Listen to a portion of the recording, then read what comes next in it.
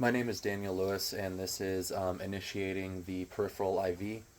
So the first thing is the 6 rights of administration, which is right patient, right drug, right dose, right route, right time, and right documentation. I'm going to make sure that I perform hand hygiene before I go into the room. So first thing I'm going to do is check the order.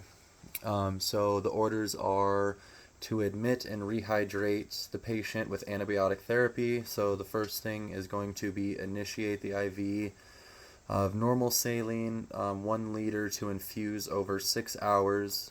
Let's see, so the milliliters an hour is 167 and the drop factor is going to be 28. So first thing I'm going to do is I'm going to knock on the patient's door, go in there, perform hand hygiene, and then I'm going to ask the patient their name and date of birth to make sure that I verify that it is the right patient.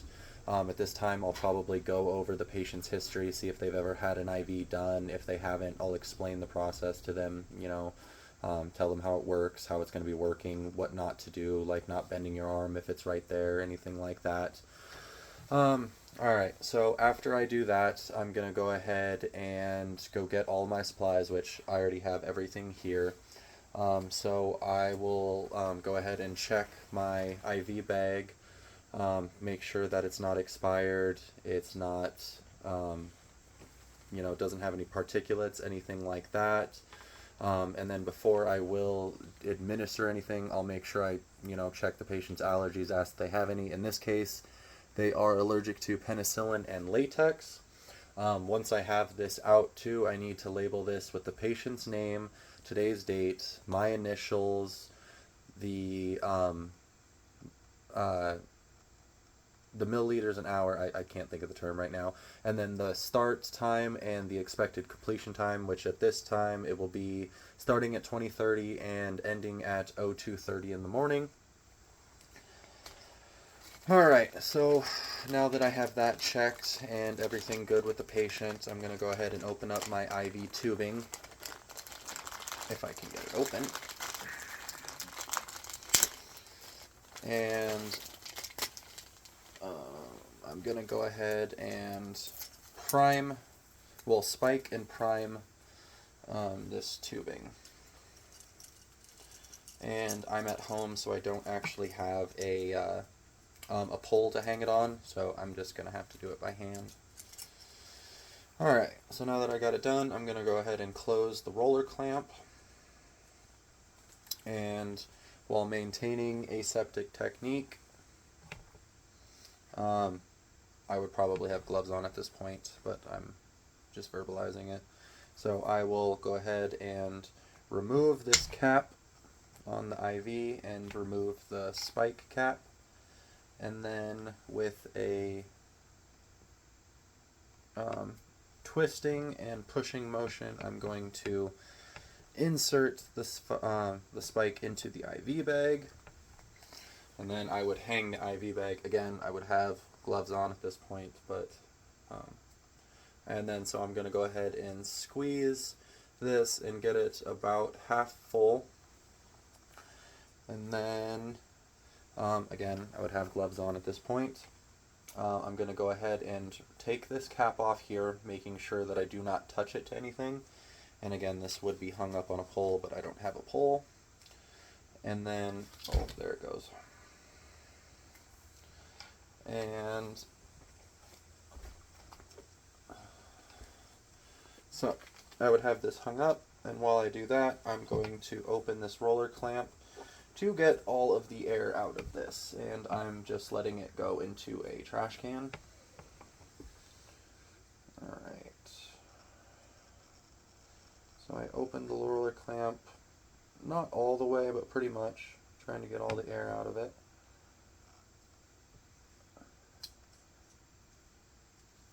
Alright. And so at that point, I got it all.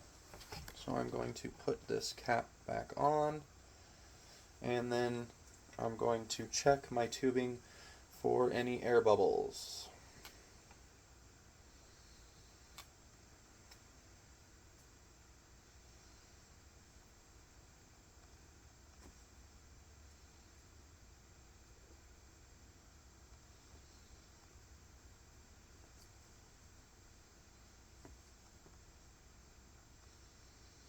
which I do not have.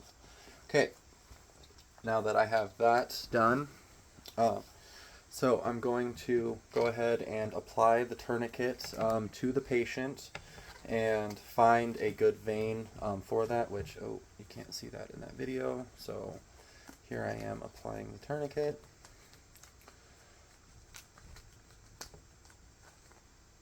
And so I'm going to go ahead and palpate and find a good vein, which on these little mannequins, they're super easy to find. So I found a good straight one right here, and I'm going to make sure I start at the most distal end of that.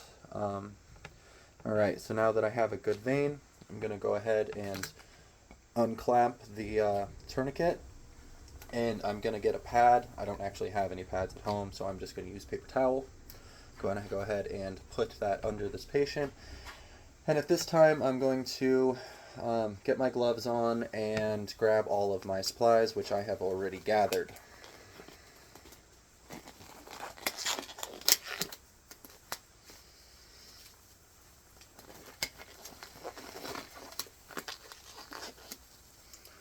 Alright, and so first thing I'm going to do is sterilize where I'm going to do the venipuncture, starting at that site and working my way outwards in a circle.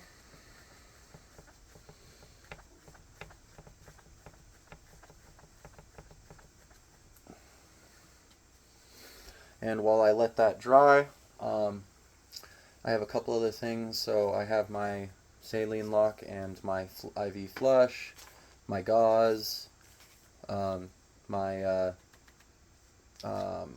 transparent dressing, my tape, my IV catheter, which in this case is a 20 gauge, which would be perfectly fine for doing rehydration and everything of that nature. All right, so I got everything ready. So I'm gonna go ahead, now that's dry. So I'm gonna go ahead and open up my IV catheter, and I'm gonna place that right here real quick while I reapply the tourniquet, which I wish you could see a little better, but that's okay. Alright, now that I'm reapplying the tourniquet, I'm going to go ahead and palpate that radial vein just to make sure it's not cutting off too much circulation, in this case that I can. So, now that that is all ready, I'm going to uncap this, and while I get the vein, I'm going to go ahead and use my non-dominant hand to pull the skin back. I do have this bevel up, so I'm going to go ahead and pull the skin. I hope you can see this, and go at about a 10 to 30 degree into a straight part of the vein, which is about right here. About 10 to 30 degree, about right there. And then now that I got flashback, I'm going to go ahead and level it out with the skin and advance the IV catheter and pull the needle out. With my non-dominant hand, I'm going to go ahead and press that vein. And then I'm going to grab the saline lock, and I'm going to go ahead and get that on. And then at that time, I'm going to flush this with about 1 to 2 liters of saline, which it's flushing nicely. Now I have the saline lock on, so I'm going to go ahead and get rid of the IV. At this time, I'm going to clean up the patient a little bit. Can't really stop the flow of vein with these things. It kind of just comes all out. And I would stabilize this while I'm doing that. Let's see, I need another gauze. Actually, no, I don't have any. Can you grab some for me? Sorry, I used the one gauze. I wasn't planning on it getting so messy, but I would be holding this the whole time. So now I go ahead and have another gauze, and before I do this, I need to sterilize this before I put down that dressing. So I'm going to stabilize it and just kind of clean that area around it. Again, I would be stabilizing this whole time. Once we're good there, I'm going to go ahead and let that dry for a second. And I will place this gauze right under that. And then I will take my transparent dressing. No, I think I need tape first. Alright, so I need, I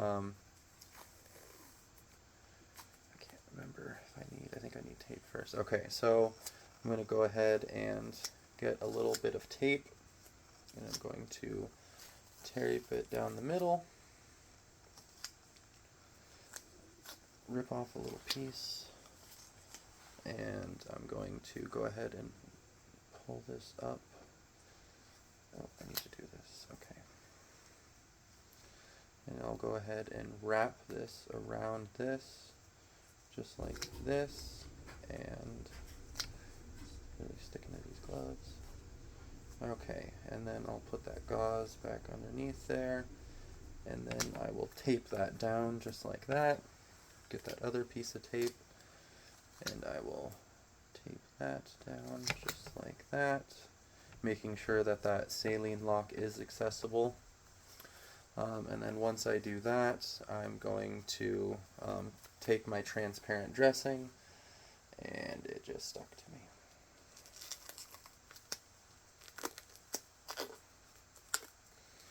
And okay, I think I have another one. No, I do not. Okay, my transparent dressing just got all stuck together, so I'm going to grab another one. Okay, so now I have another one, and I'm going to go ahead and, oh, this one looks different than the one I just had.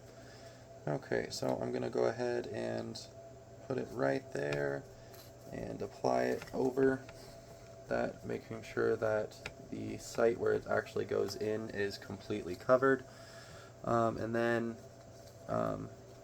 there is a spot right here to put my date, initials, and the gauge of the needle, but I already have it written on a piece of tape right here, so I'm going to go ahead and put that. Again, that's just the date, the initials, the time that I did it, and the gauge of the needle, which in this case is a 20 gauge.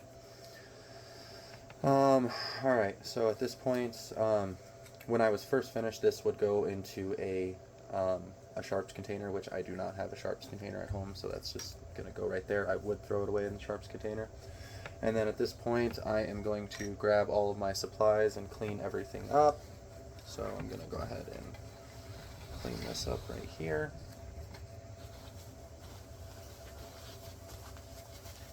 Got a trash can right there. I'll take off my gloves.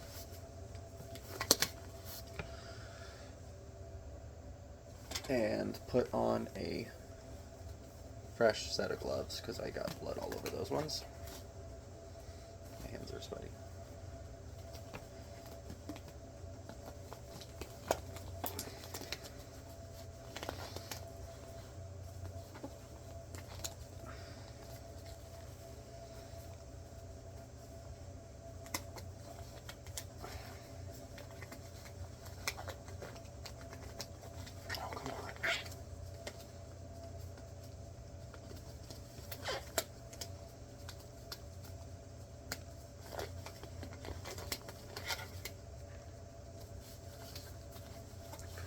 Okay, and then at this point, again, this would be hung up,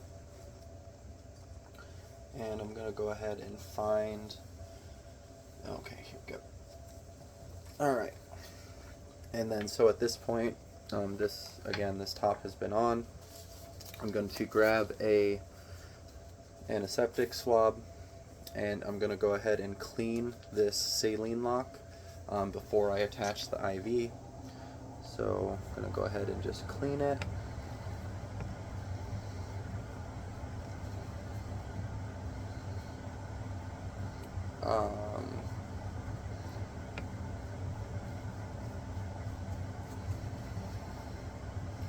Alright, and then again, this still has the cap on it, so I'm going to remove the cap, and I'm going to go ahead and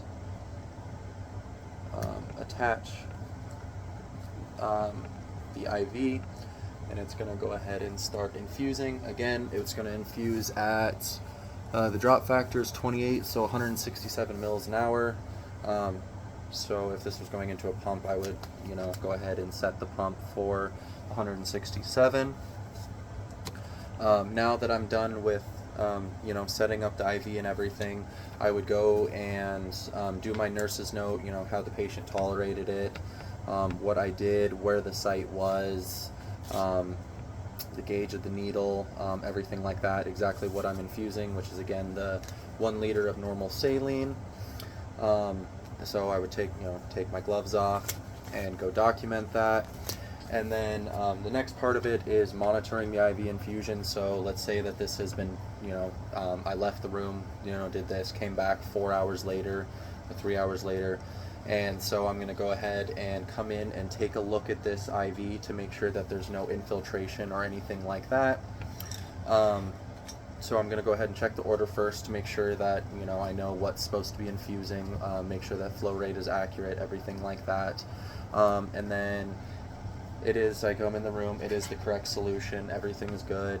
I'm going to go ahead and take a look at the injection site, make sure that there's no infiltration, phlebitis, anything like that. So in this case, I'd look at it. There's no redness, no swelling, it's not cool to the touch. Everything looks good on it. So basically at this point, I'm just going to teach the client ways to maintain it. Basically, right here you wouldn't have anything to worry about, but if it was over a joint, telling them not to do that, to do it, not to mess with it, to dislodge it, or occlude it, and then that's it.